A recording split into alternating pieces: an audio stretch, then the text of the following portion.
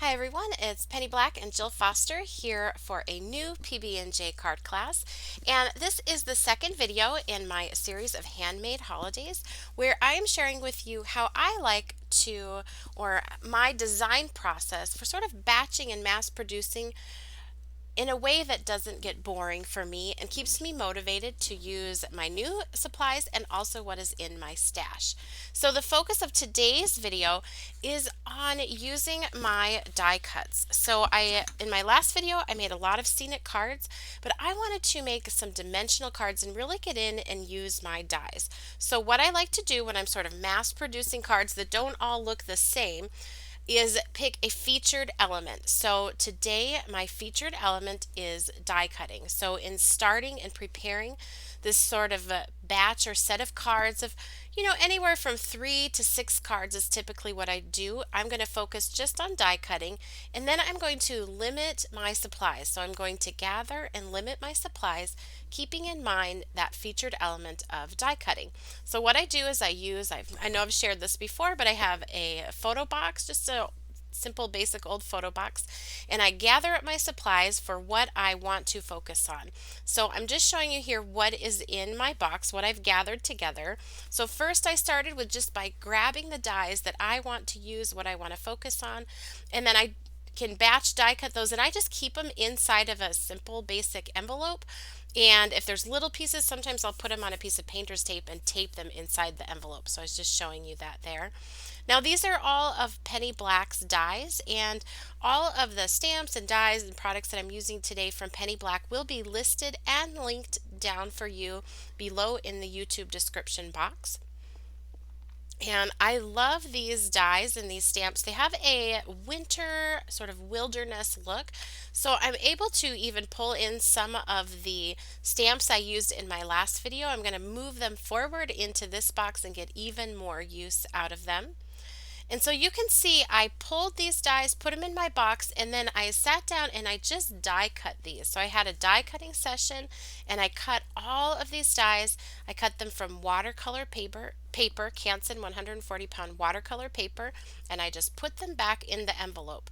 So you can see I'm already kind of batching each step, gathering the supplies, having a die cutting session, and putting them all in. This eliminates having to make a lot of decisions from the onset, so it kind of keeps me motivated.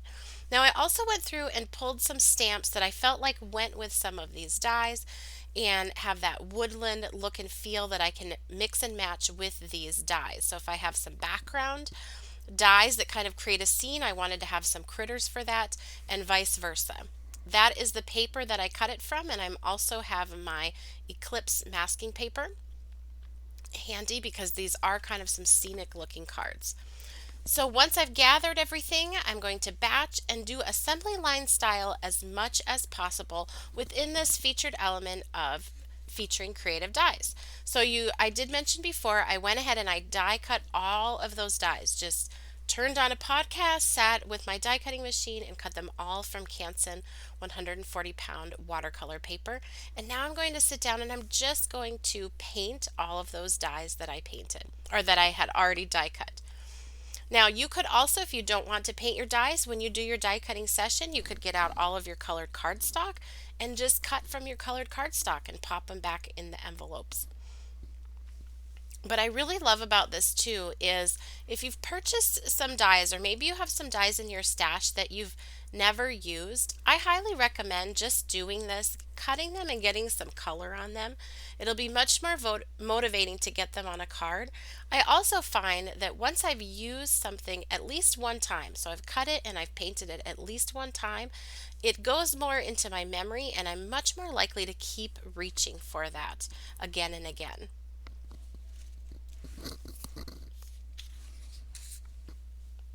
So I just painted, this is the berry basket. So the first part I painted and also this are part of that same berry basket set. I love this basket because I feel like you can use it with the Christmas look or the holiday or winter look, but I'm looking forward to putting like flowers and different things, critters even, in that in the future.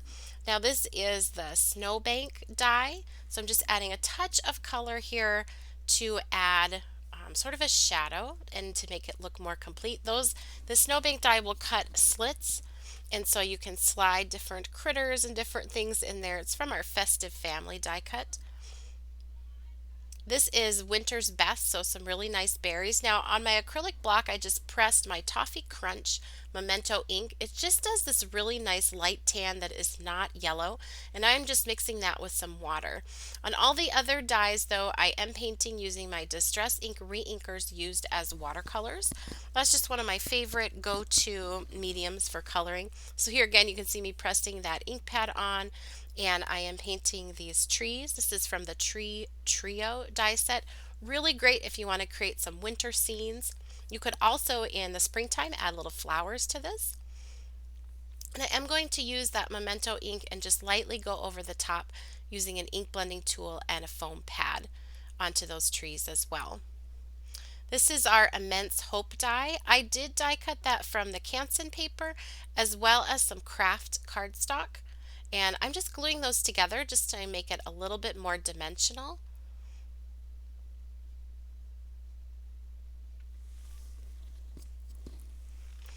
And then I'm going to put a little bit of ink on top of this. This is gathered Twigs Distress ink using an ink blending tool and a foam pad. I could also paint this if I wanted to as well, but I wanted to give it kind of an ombre look, and I found this was just the easiest way to do that.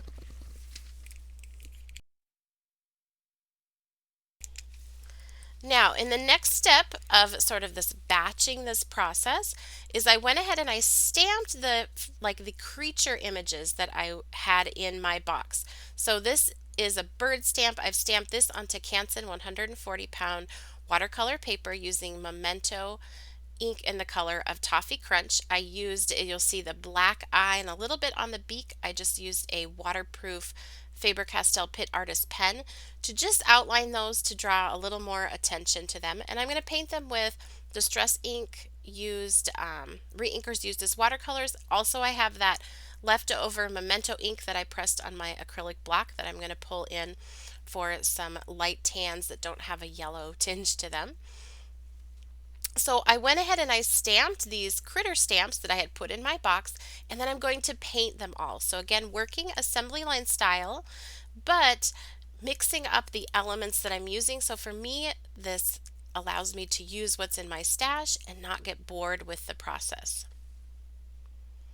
Now these, this bird and a couple other birds I'm going to do in just a minute, a fox, I'm going to fussy cut these out. So you'll see I'm not worried about staying in the lines. And these are super simple to cut out. As you can see, there's not much detail here, and it's mostly just a round shape. Now, if you want more detailed information on my watercoloring process, supplies and shading, and just how I approach watercoloring, I will put a link to a video down in the YouTube description box below where I will show that. I even do it in a little bit in real time, so you can get a look at that. But basically, I just pick up that Distress Ink Reinker color directly off my palette and I put it down where I want the color to be the darkest. Then I take my paintbrush, and off camera there I have a cup of water and a dry paper towel. I rinse off my paintbrush in the water, pat it mostly dry on the paper towel, and then I can come back and sort of blend out that color that I've put onto my image. I then can go back in and layer darker colors on top like I'm doing here while it's still wet, and it will sort of mix and bleed and blend together wherever the paint is still wet. I will have all of the exact colors that I've used listed for you down in the YouTube description box below. So all of the Penny Black products are listed and linked, and then all of the other supplies that I'm using are listed for you down in that YouTube description box below. Ink colors, paintbrush, everything is listed for you down there. Now again, these two birds, I am going to be cutting them out. So I am not worried about staying in the lines, as you can see. And we'll just add a little more color onto this bird as well.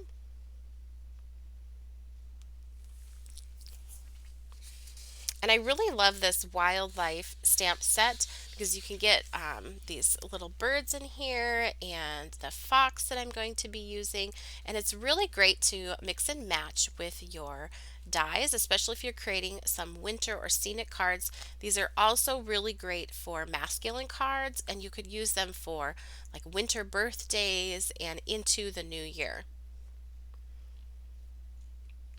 So again, working in that assembly line style, but not doing the same thing over and over again, but the same sort of processes. So all of the die cutting, painting all the die cuts, all of the stamping, and then painting those stamped images. And I don't necessarily at this point have any idea where I'm going to put these. I just know I'm probably going to want 2 or 3 different birds or critters that are cut out that I can layer with either that hope die or those trees that I die cut and paint or the basket. And so I'm just sort of almost creating my own kit that when I'm ready to make the cards, I can just reach to those elements and I don't have to make a lot of decisions all at one time or work one card at a time, making all the decisions for that one card and then starting over, making all the decisions for the next card. So I hope that makes sense. And I just find that this helps me make the process more approachable and just less decisions and less stress. It's just more fun for me.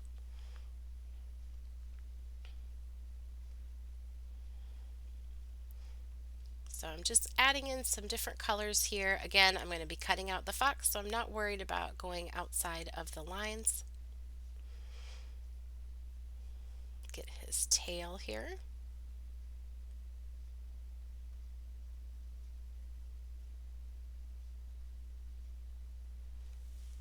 Now what I did is I just put after I painted these things and they were dry, like the die cuts, I put them back in the envelopes. You could also get like a condiment tray. I've gotten those from the dollar store and you could add them to that so you have this like beautiful display that's inviting to come over while you're making your card. So that's another thing you can do. So now let's start making the cards. So what I'm going to do now is I have all those elements made and I'm just going to work card by card on some backgrounds and layer some elements onto it. So here I have, in this case, this is Neenah Solar White cardstock. So for backgrounds and where I'm not painting, like where I'm inking on the top like this using an ink blending tool and a foam pad, I am going to use a smooth cardstock. So I've chosen Neenah Solar White cardstock. And I'm just doing some very light inking onto this background. And again, all the colors that I'm using will be listed for you down in the YouTube description box below. And then I'm going to do some very light background stamping. So I had just a couple of these Scenic stamps in my box, so I can just reach right to that box and do a couple, do a little bit of stamping, just something subtle to add to that background. And then all I did is I went to my die cuts that were already painted and I layered those on to my card and stamped my sentiment. And this card is complete. Now I also had some leftover pieces that I had in my envelope, so I reached to those in my stash and I just wanted to show you another idea, another way to use that basket and that tree from that die set. So lots of different ways that you can use that. Just made a clean and simple card there. Now here I have that bird that I painted, I have that berries, that die that I painted, also that wood grain circle, and I cut a frame, a circular frame, and just tucked in those berries and the bird and put the wood grain circle behind that frame. And that's all it took to finish off that card, plus a little bit of inking on the edges and a sentiment. So you can see by having those small elements, the bird, the berries, the wood grain circle, already ready to go. It's just a matter of playing and mixing and matching those and putting them together. So here I wanted to make another scene. So from my box, I grabbed this Scenic stamp. I'm going to stamp it once onto that smooth Neenah Solar White cardstock and then onto the Eclipse masking paper. And I'm just going to fussy cut out, as you can see, mostly just the trunks. I don't have the patience to cut all of those little branches up at the top, and it's really not necessary. And so I just cut that out from that Eclipse masking paper and I'm layering it on top of that stamping. And then I can go ahead and do some ink blending on the background to create the sky. So I've got Archival ink in the color of Cobalt, and you'll see when I'm doing ink blending, I am going for the colors that I want, not specific types of ink. I'm just going to my stash and picking out the colors that I want, and you can mix and match those together. You don't have to do like only distress inks for ink blending in the background.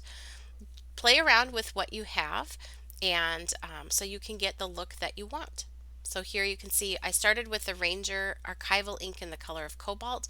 Now I've got Distress ink in the color of Evergreen Bough, and I'm just adding that on top. And then I'm even going to grab some Memento ink and ink on top of that. Now with that mask still in place, this is another stamp from that Scenic stamp set that I grabbed and had in my box. And I'm going to stamp this in Memento ink on the background, and because that mask is there, it's going to go behind those trees. So creating some really neat depth and dimension. I'm also going to lightly stamp these birds up at the top, kind of in the background. And then I love this step, peeling up the mask and revealing those trees. And here are those dies. They were already colored and painted, and I could just add them right on top of that scene. And that's one thing that's really fun about die cuts like those deer from our antlers set, is it's really easy then to layer them on top of a background and get a really dimensional, eye-catching card.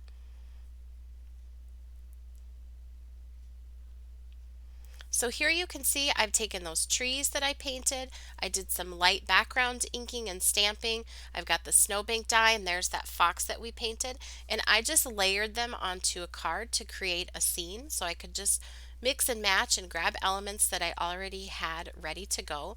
And then once I had them on there, I realized I really wanted to darken up those trees. They just felt a little too light. So I'm just very carefully painting on top. So don't feel like if you've painted something and when you go to put it on the card it's not quite right, that you can't go back in and modify it. Grab your paints and just modify it a little bit like I did with those trees.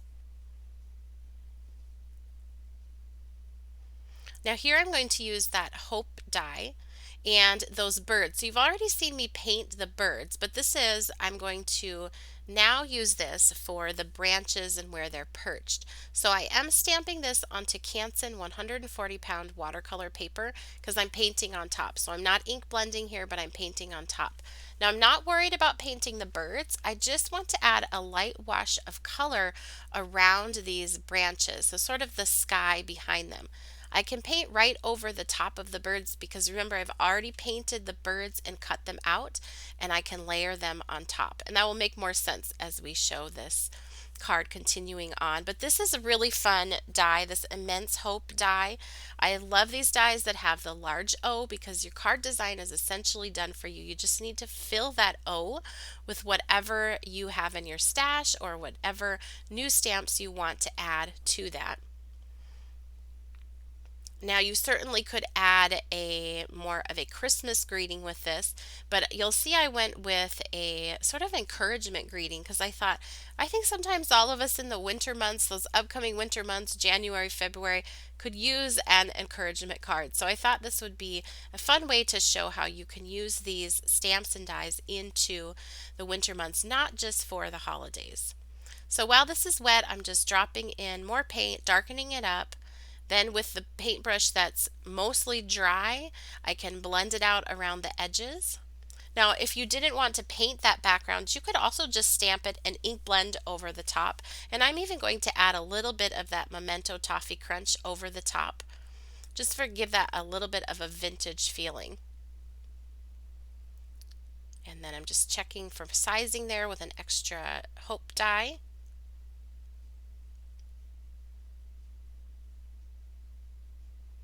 And then that is the one that we had colored and prepared before. I just put some liquid glue on the back and I'm going to center that onto the card.